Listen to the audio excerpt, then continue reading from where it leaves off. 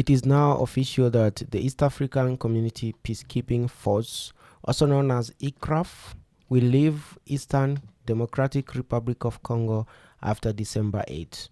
I remember I broke this news almost 5 days ago, and a lot of people were saying that it's not true, or they were calling me a liar.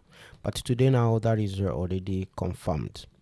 And in their stead, these EACRF soldiers are going to be replaced by other troops from the Southern African Development Community, also known as SADC. So these are SADC forces, and these troops will come from countries like Angola, will come from South Africa, Namibia, Botswana, Zambia, and Tanzania. So far, the countries that are more likely to send their troops to Congo are led by Angola, and other countries like Tanzania might send their troops there.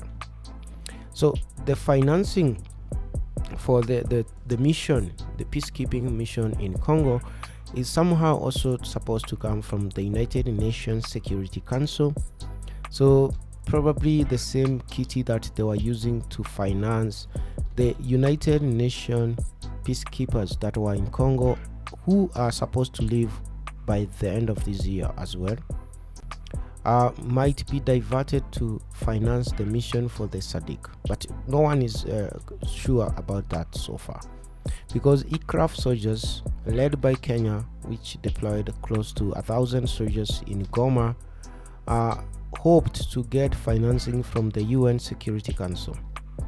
So I don't know whether SADC has that same model, or they are planning to apply for that. Other countries that had sent their troops are 350 troops from Burundi, and close to 2,000 troops from Uganda, and 750 troops from South Sudan. All these close to 5,000 troops were in Congo for almost a year now, and they have done nothing, they have achieved nothing, because they are not willing to fight with the rebels there, who are being sponsored by another country from East Africa, that is Rwanda. So the whole insecurity problem in Congo is actually being caused by other members of the East African community, that is Uganda and Rwanda. They are sponsoring these rebels, they are financing these rebels. Uganda for now remains, or rather wants everyone to believe that they are not behind those rebels, but they are doing it. They are doing it, but not to the same degree as Rwanda is doing it.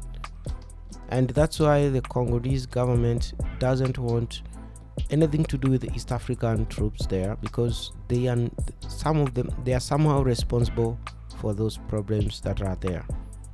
So then they've turned to the South African community. The South African community, the last time they sent their troops to Eastern Congo was the year 2011, and by the year 2012 they have managed to kick out these M23 rebels. And at the time when they defeated them, these M23 rebels, crossed the border and went to Rwanda, all of them. So when we say M23 is backed by Rwanda, it is trained by Rwanda and it's deployed by Rwanda to Congo. We are not joking, we are not lying. It's something that has been confirmed before. In the year 2012-2013, 9,000 M23 soldiers captured the city of Goma. But people believe that 9,000 were mostly Rwandan troops.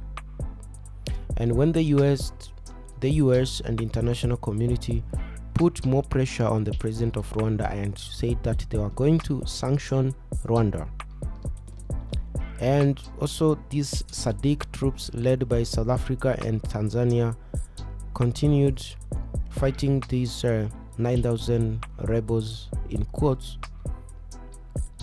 they surrendered and crossed the border back to Rwanda. They just crossed the border in Goma and entered Rubavu district of Rwanda. 6,000 of them, they went back to Rwanda, and about 3,000 of them crossed the border in Bunagana in Uganda and went to Uganda. After days of heavy bombardment, the rebels fled their last positions. The Democratic Republic of Congo and the UN say Rwanda backed them. This Congolese soldier claims he took this Rwandan army badge from a rebel's uniform. That one is for Congo. This one is for Rwandans. We have been fighting Rwandans. They take us to see the rebels' last hilltop base just hours after they fled. You can see well into neighbouring Uganda and Rwanda. Here they've got some trenches that they dug. They probably fired weapons from these parapets, and then this shelter was for sleeping under. Up there, a rocket launcher, but most of their weapons they destroyed before they left. So you can imagine thousands of soldiers or thousands of rebels crossing the border into a neighboring country unopposed after committing war crimes and heinous crimes, raping, killing women in Goma. They just crossed the border into Rwanda. No one was arrested. Not a single rebel was arrested in Rwanda and returned or repatriated back to Congo. So that's why Congo doesn't trust Rwanda.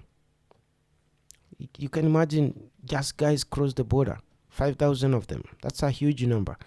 Went to Rwanda, and Rwanda didn't even care to arrest these 5,000 and sent them back to Congo to be jailed for what they have done there. So definitely your guess is as good as mine, is that these 5,000 were Rwandan troops. So they just went back to their barracks.